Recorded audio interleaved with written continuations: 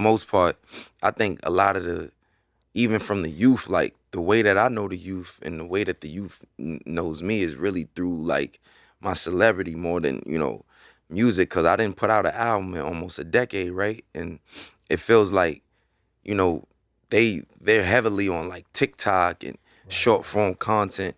I'm still out here making like masterpieces out of music videos. That's a dead sport. Right. Like nobody really cares about that shit no more. But I do. I'm a film fanatic, so I think the new engagement with everything is just that shit got me pumped. I'm not gonna lie. Like I'm all right with that. I Yeah. I, I get it, and I don't expect everybody to know everything about me too at the same time. You know what I mean? Especially now, I think my character, who I am as an individual, has way more mystique than it did before, and that's due to me being, having a private lifestyle with a family and all that other shit. So it's not like I'm in their face every day, like I used to be prior. And I wasn't outside for a little while, but we back outside now. You know what I mean? So I get it. It comes with it. I'm chilling. Let me break down the timeline for you, right? Like, so my last album was in 2018. That was called Testing.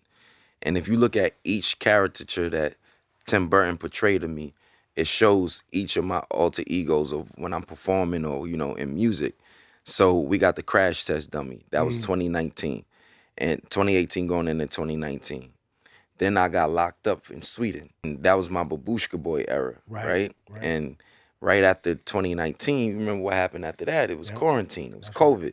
So now we got, 2020 to, say about 2022, when people finally started really going back to, normality, coming outside and shit like Yeah. that.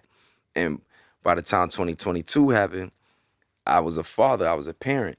So that was new for me. That was the new world.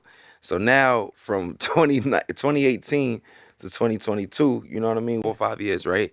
And then 2023, I catch a crazy case.